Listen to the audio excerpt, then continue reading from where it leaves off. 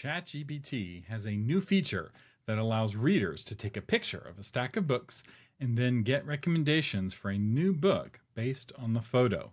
The other LLMs are quickly adding this feature as well. There's a lot of drama around AI, and authors are thinking about AI all wrong. Stop thinking of it as a tool to help you write your book. That's the fun part. AI is actually a tool to help you sell your book. Soon, there's going to be two kinds of authors. The authors with books that the AIs recommend, and authors who don't understand why their book sales just fell off a cliff. And even if you don't touch AI personally, your future readers are using AI to find their next book, and they're doing it already. This is not a feature coming soon, it's already here. Readers used AI this morning to find new books. Did they find your book? If not, you may be asking, how do I get ChatGPT to recommend my book? And the answer is AIO, or AI optimization, which is the topic of this episode of Novel Marketing, the longest running book marketing podcast in the world. So where do you go to get Grok, Gemini, Claude, and ChatGPT excited about your book? The answer may surprise you. It's actually your website. The major large language models train on public information on the web. Social networks like Facebook block competing bots from accessing or harvesting data. So social media, getting data from social media is tricky for AI bots.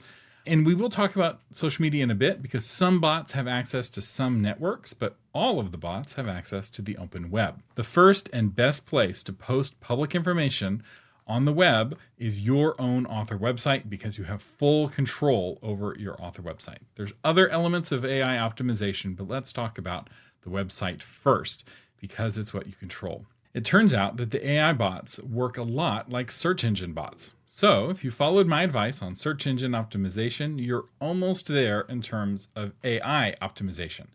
But most people don't listen to my advice on search engine optimization because they don't think their website is very important. And it's true.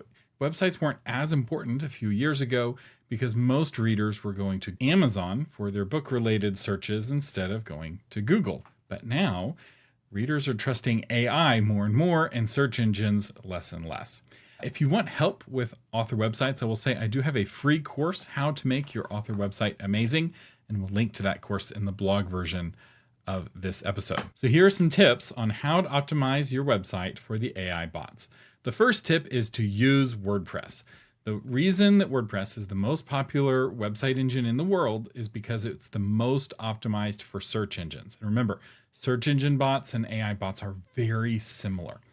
And it's very easy to make WordPress bot friendly. And by that, I mean a friendly robots.txt, a friendly sitemap.xml, and a quick response time. Some robots.txt files are edited to tell the bots to slow down, which you don't necessarily want if you want to make your website AI friendly. And if you're using WordPress, this is really easy. Why?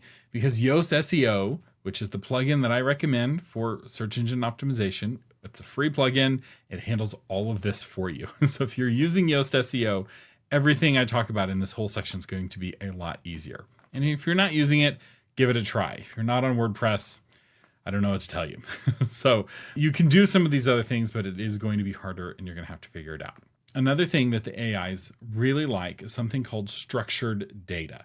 When I was doing research for this episode, I talked with many of the major AIs about specifically how and why they recommend books. And a lot of them brought up structured data. So this is particularly schema.org metadata, which I know sounds complicated, but if you're using Yoast SEO, it has a section for this. So just turn the dots green and click every tab. There's actually a schema.org tab. It's just called schema. And if you click it, you'll find out it's not nearly as scary or as complicated as you might think. It's actually quite simple, straightforward. Just click it and explore, and you'll be shocked at how much more optimized your pages are once you add a little bit of schema.org info to them. Another thing the bots look for is something called contextual content. This is H1, H2, and H3 headings. Again, if you're using Yoast SEO, it'll help you with this. Bullet points are really helpful. Good internal hyperlinks are very helpful, particularly with relational information. Breadcrumbs, Semantic data, which again, I'm not going to go into the technical details, just use Yoast SEO. I know this seems like a commercial for Yoast, but it's a free plugin. Most authors don't need the paid version of Yoast. The free version is plenty sufficient. It's also important to think beyond just Google for SEO. So this is one shift. Historically, Google really was the only search engine that mattered because who does a Bing, right? Who uses the other search engines? Well, I'll tell you who uses the other search engines. The AIs use the other search engines. So ChatGPT and Perplexity use Bing. Claude uses Brave, which is a search engine you may have not even heard of, but Brave has actually become very popular with a lot of the AI models. Grok uses a proprietary blend of multiple sources. I couldn't hammer it down on what it used specifically. The only AI we know for sure uses Google is Gemini, although I have a suspicion that Grok, when you're using deep search, does Bing and Google and Brave. It's searching all of the things because its deep search is so good. So when you're optimizing your website, don't just think about Google anymore, particularly if you want to make your website AI friendly. Now let's talk about your book pages. The most important page on your website for training the AI bots about your book is the page on your website about that specific book. This is something I talk about a lot. A common mistake that authors make is that there's no single web page on their website for any single book. They just kind of mash all of their books on a single page and it's a mess. Don't do that. You want rich book pages on your website with a lot of useful information. The goal is to have a longer, more in-depth page on your website than what they can find on Amazon. So I'm talking discussion guides. I'm talking about sample chapters on your website. Multiple AIs mentioned that they really like sample chapters because they sometimes don't have access to the full text of your book, depending on what rules it's following and which of the AIs. It may not be able to read your whole book, but it can read the chapters that you provide in a sample chapter. So a PDF on your book page with the first 2 or 3 chapters can really help. Also, it's a good practice for readers who are trying to get a taste of your writing. And if you write 2 or 3 really strong chapters, they're going to want to read more. Editorial reviews, audiobook resources, press releases. Make sure to have the ISBN on the page. It's very important. And your AISN if you have one. Your metadata, so your publication year, the publisher city. Basically, if it's on the copyright page, you want it on the book page of your website. Links to interviews about your book. So did you go on a press tour about your book? Link to all of those interviews on that book page. Remember, this is the ultimate source of information about your book. The AIs will gobble this up. It's really helpful for them to get as much information as possible. Link to every site that sells the book. So don't just link to Amazon, link to Barnes & Noble and Kobo, every paper book site that your book is listed. Really helpful. The more websites that feature your book, the more data there is for the AIs to train on. Maps, art, bonuses, listing of the tropes, right? Make this page robust. Almost all of the LLMs talked about looking for tropes. And it's often hard to find trope information on Amazon. So this is your chance to very explicitly say, here are the tropes in the book. You put it on your book page, and that will then help train the AIs to recommend your book for readers who are looking for those tropes. Okay, enough about your website and the technical bits. Let's talk about your reputation and how to optimize your reputation for large language models. Several of the AIs mentioned looking at things like cultural relevance to determine if a book was worth recommending or not. LLMs are big on associations, where X is similar to Y. They vectorize a lot of data. I won't go into the technical bits, but associations are really important for large language models. And this is an opportunity for you. You don't have to understand how it works. Just follow my instructions and your book will start to get recommended more often. What you want to do is train the AIs to associate your book with other books that are popular with your readers. So how do you do this? Start guest blogging on other authors' websites to get inbound links, because that link will link your websites and link you as authors in the eyes of the AIs. Start guest podcasting or guesting on other podcasts for those inbound links. The more links pointing to your website, the more cultural relevance your website has and the more weight everything else you're doing will be given. ChatGPT mentioned reading publicly available podcast transcripts, and a lot of podcasts have transcripts now that AI is able to create the transcript automatically. So podcasting is now a powerful way to influence these large language models, more so than it was a few years ago. LLMs also look at the number of Amazon reviews, the number of Goodreads reviews, and the number of Audible reviews. So again, more reviews is more better. I have episodes on how to get more reviews if that's a struggle for you. And then ChatGPT mentioned looking at citations. So if you write nonfiction, having other books that cite your book helps boost your cultural relevancy score in the eyes of the AI.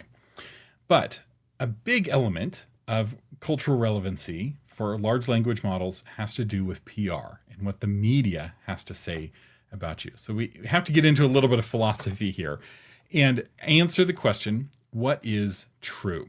How does an LLM determine what is true or not true? When it's reading all of the information on the internet, there's a lot of truth and there's a lot of falsehood. How does the AI determine? Well, almost all of the AIs approach the concept of truth the same way.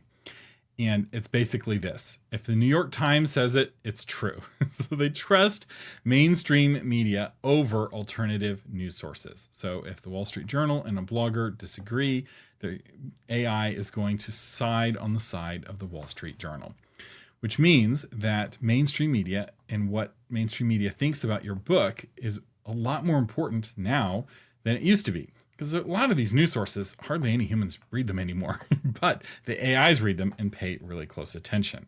The exception to this rule is the new Grok 3.5, which claims to operate from first principles. So as of this recording, we don't know exactly what those first principles are other than math and science, but it's being trained on the laws of science and the fundamentals of math. Eventually, down the road, we may get a worldview selector on some of the AIs where it draws on first principles from your religion, right? So there's a Judeo-Christian option, a Muslim, Hindu, atheist, humanist, communist, whatever. So it draws in kind of more philosophical first principles. We're not there yet. Right now, a lot of the AIs are just cheating, or they're taking a shortcut, I guess is a better way of saying it, and just listening to the mainstream media. So they really rely heavily on mainstream media, far more than readers do. And the kind of mainstream media that they rely on is probably not what you think. It's not actually the New York Times. I use them as an example because they're the first newspaper to come to mind, but the New York Times is actually at war with all of the AI models. So it's not sharing data, it's blocking their bots, and it's suing them in court. The news sites that the large language models rely on predominantly are local television stations and local news sites. Why? Because the local television stations often don't have any sort of gateway on the content. Your local newspaper probably requires a subscription. It's probably owned by a big conglomerate that is possibly at war with AI. Some of the big conglomerates have licensing deals. So News Corp has a licensing deal. So the Wall Street Journal has a connection with ChatGPT, for instance. So things posted in the Wall Street Journal really matter for ChatGPT. Not as much so for the other AIs that don't have a licensing agreement. But if my local station, KXAN, every article is just public on the web. And so the bots can then read that entire article and train on it. So local news, which is actually often an easy news source to feature you, really matters. More so than the New York Times. It's a strange world we live in. And then the other advantage of getting a lot of news from mainstream outlets is that it then helps you get a Wikipedia page. So Wikipedia you can think of as a synthesis of mainstream media. So the more press you get, the longer your Wikipedia page will be. If you haven't had any mainstream media outlets talk about you, you probably don't have a Wikipedia page. But every single AI ever created trains on Wikipedia. I've never heard of one that didn't pull in the entirety of Wikipedia as like one of the very first things it trained on, because Wikipedia is kind of perfect for teaching a large language model how the world works. So if you're wanting help with PR and getting journalists and newspapers to talk about you, we have a bunch of episodes on that. I may have some more episodes coming soon. Let me know if you want more help getting traditional media to talk about your book. And speaking of your book, let's talk about optimizing the book itself. Now, when I say the book itself, I don't mean the content of the book. You don't want to touch that with AI in mind. What you want to optimize is the book's metadata. This is the data about your book. Every single LLM that I talked to about this episode recommended metadata and talked about how important metadata is. And metadata is kind of a personal frustration of mine because I keep harping on it.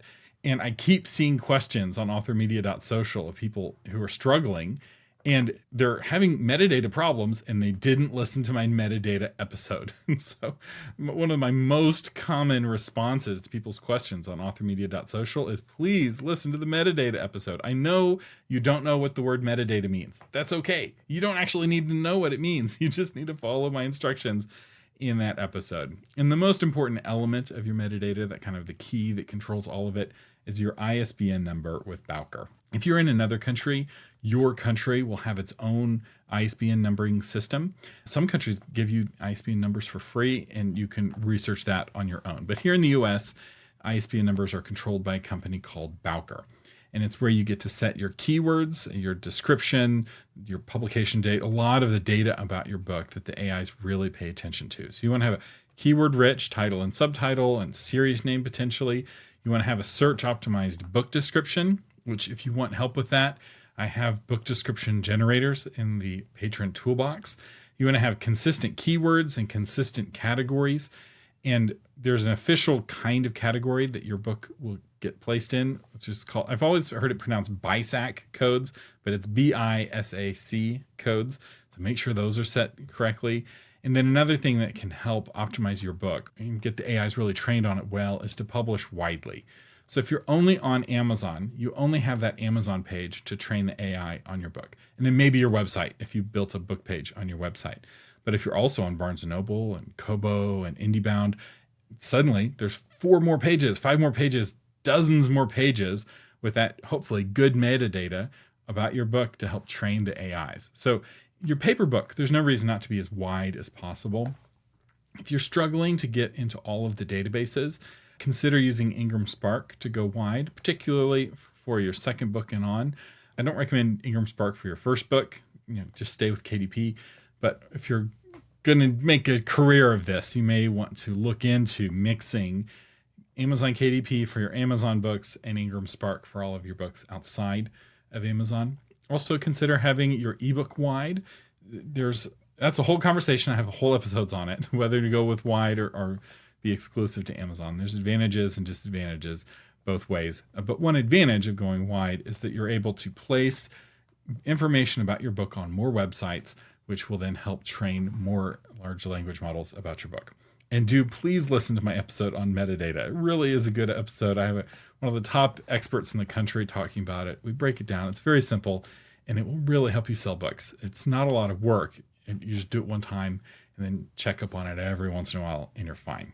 All right, now let's talk about your blog. Now, I'm actually going to cut this section from the blog version of this episode because it's so powerful, and because one of the techniques I'm going to teach you is zero sum, which means if everyone did it, it wouldn't work as well.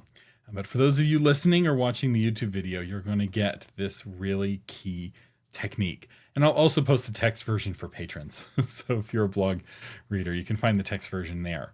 But not a lot of people have written on AI optimization for books. In fact, I haven't seen anything on AI optimization for books. I had to do all of my research from first-party sources for books specifically. And I suspect a lot of people are going to be using this episode to write their own blog posts. And if they just look at the blog version, they're not going to get this next tip. So hopefully I have your attention. I also may make a Patron Toolbox tool to help with this. So we were already talking about LLMs relying on associations, the way they vectorize data and connect data with other data. Associations are really key for the neural network to understand. There's a lot of really interesting breaking stuff that LLMs are starting to have concepts and understanding beyond just predicting the next token. Like it's beyond the purpose of this episode. So especially when it comes to recommendations, associations are really strong. So the books that your book is associated with will have a big impact on when and where your book will be recommended. So you want to be intentional with which book your book is associated with, and that's where your blog comes in to play. So if your blog is on your own website and it's publicly available to the internet, which means they don't have to put in a username or password or log in or pay money. It's public internet content. The AI bots can read your blog. And if you are talking about your book in context of other books, the AIs will start to cluster you with those other books. So let me give you some blog post titles that you can use to cluster your book with the other books. So you could say the top 10 best books with trope, right? So the top 10 enemies to lovers books. So you list 9 really good enemies to lovers books, and then you list your book there too. Or the 10 best books in some subgenre. So don't say the 10 best fantasy books, say the 10 best Dragon Rider books, right? The more specific you are, the better. Or 10 authors similar to, famous best-selling authors. So 10 authors similar to Brandon Sanderson. So you list 9 authors and you list you as well. So this will start to train the AIs to associate you and those other 9 authors together as a group. The 10 best authors for readers who, and then you put in some sort of psychographic descriptor here. So just want to relax after a long day of work, or who want an exciting thrill ride, right? So this is more of a reader descriptor. But again, it's an opportunity to cluster your book and you as an author with other authors who are similar. Or 10 books to read for readers who love, and then you put a classic or best-selling book. So did you love Lord of the Rings? Here are 9 more books to read that are like that, and you would include your book in the list. And then, of course, blog posts that talk about tropes. The AIs are thirsty for tropes. They really want to know what tropes are in each book. And so the more information you give AI about the tropes in your book, the better. And I will say, listing all of your books that have a certain trope in them, this works best for authors with multiple books. The more of this kind of content you create, the more your book will get associated with these other books on the list. And it's not always the same books, right? But you're associating your books with other popular books. Don't put too many obscure books in there. You want to hang out with the cool kids, so to speak. But the more you get this kind of content out there, and not just on your website, but maybe on other websites too, guest blog with these sorts of blog posts, you'll be surprised how effective this is at getting your book recommended for fans of those other kinds of books. Remember, people are taking a picture of books they already own. So if they take a picture of books they already own and the AI is looking into its context and it sees that your book is associated with those books, suddenly it's recommending your book and you're getting evergreen sales. This is the goal. All right, finally, let's talk about social media. So while most AIs don't have access to most social networks, almost all of the AIs have some access to something, and there are 2 social networks that all of the AIs have access to. So a couple that don't really matter, TikTok and Blue Sky, don't seem to have any impact on the AI rankings at all, or at least not in any meaningful way. Many of the social networks are exclusive. So for instance, YouTube influences Gemini, but none of the others to any meaningful amount. Although YouTube pages are publicly available, so there is some scraping going on, but the behind-the-scenes data is only available to Gemini. X is only available to Grok. Facebook and Instagram are only available to Llama, which nobody uses. And then LinkedIn is connected with Copilot. It might be connected with ChatGPT. The relationship between Microsoft and OpenAI is fraught. And it's a little unclear about if LinkedIn is sharing data with ChatGPT, at least based off of my research. But there are 2 social networks that all of the AI models train on.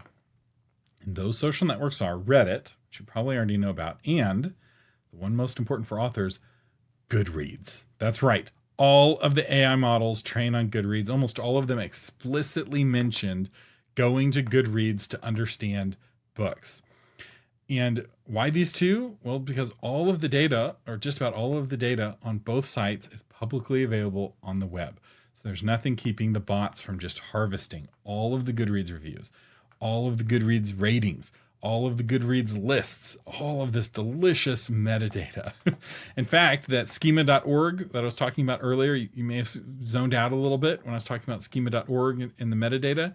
Guess what? Goodreads handles all of that automatically in the background, following best practices. So it puts the data of your book on a silver platter for the bots to understand your book. Reddit's a little bit more complicated. I'm not going to talk about Reddit today, but just realize Reddit is also influential. But Goodreads is far more important for authors. For other kinds of businesses, for other sectors, Reddit is going to be more important. But Goodreads is specifically for books. It's specifically structured in a way that makes it really AI friendly. And it's so critical that your book is 100% on Goodreads. So if you need help with Goodreads, I have a whole episode on it that will walk you through how to do it. Just realize that Goodreads has suddenly become way more important. So it's really fascinating how AI is kind of taking some kind of obscure sources like your local news station and Goodreads and making them more important, and taking some previously kind of top shelf sources like the New York Times and pushing them down. He who is first sometimes becomes last, and he who is last sometimes becomes first. If you needed more evidence that you're wasting time on Facebook and Instagram, this is it, right? Because no one uses Llama. It is the Internet Explorer of AIs. Nobody uses it. I've literally met no one in real life who uses Llama. Even the researchers, even the influencers that I follow who are like AI experts, they just check it when a new version comes out. They see that it's awful and they don't check it again, which is exactly what I do. Llama is just garbage. It may get good in the future, but right now it's no good. And so spending time on Facebook and Instagram in hopes that you're going to be creating content to influence an AI, not good. But I would say the same is true for X and Grok, actually. There's so much content on Twitter that hoping your X post will influence Grok in any meaningful ways. I don't think that's a good investment of your time. You're much better off investing that time in Goodreads, investing that time on your metadata for your book, pursuing PR, getting traditional press to talk about you, and especially going over your website and making sure that the structure of your website is solid, that all those dots in Yoast are green, and maybe hire somebody to take a look at your website and improve some of the technical elements. We have a job board at authormedia.social. We have webmasters who specialize in this sort of thing, who do hourly work for authors. If you built your website following my course, often for just a few hours of time, a webmaster can really make some differences there. I don't charge anything for the job board. I don't make any promises either. So you're an adult, it's a free country, and you can hire or not hire whoever you want. So a few things to avoid before we go. And one of those is keyword stuffing. Many of the AIs warned against this. So don't stuff your book itself with keywords. It's not going to do you any good. In fact, none of the tips in this episode required you to make any changes to the content of your book. So if you think that you can tweak the book itself to get AI to recommend you, that will not work. So for the writing of the book, keep your focus 100% on human readers. What's shifting, though, is that when you create a web page on your website, you need to now not just think about the humans who will read that web page, but you also need to think about the AI bots that are reading that web page, because Gemini more and more is going to be rewriting your web page and serving it to Google searchers instead of sending those Google searchers directly to your website. So the audience is shifting, not of your core book. Your novel is still for humans only, but your website is now for bots as well. And we've been learning this for years at Author Media, because we have AI Thomas, which is an AI engine that you can ask marketing questions to, and it's trained on my podcast episodes. So we're talking about, what is the source of truth? Well, for AI Thomas, the source of truth is what Thomas Umstattd says about book marketing. It doesn't mean that everything I say is true. I'm mistaken just as much as the next person, but the AI, when giving answers to authors, assumes that I know what I'm talking about. It's really good at synthesizing answers. And so we have been building web pages specifically to help train AI Thomas and give authors better answers. We've been doing this for years now, and we've learned a lot. And I'm hoping that some of that will help you in this episode. The other mistake to avoid is being in a hurry. So while Grok has access to real-time data, the base models that these LLMs use take time to be trained. They often have a knowledge cutoff. So if you got your website perfect today, it may not start influencing the AI models for 6 months, 12 months. Claude seems to be really slow in updating its base model. Grok is really fast. ChatGPT and Gemini are somewhere there in the middle. If you want more help, I have 3 resources to help, and they're all free. The first is my free course on how to make your website amazing. This course is in 2 parts. Part 1 is how to build a website. So if you don't have a website, it walks you through how to build it. But starting in part 2, it assumes you already have a website and then talks about how to make your website better. And it talks about search engine optimization. I have episodes on basically every individual page. It walks you through how to really make your website good and how to make it appealing to readers. I'll probably add this episode as an extra credit for how to make your website more appealing for bots. I also encourage you to listen to my episode on metadata and listen to my episode on Goodreads.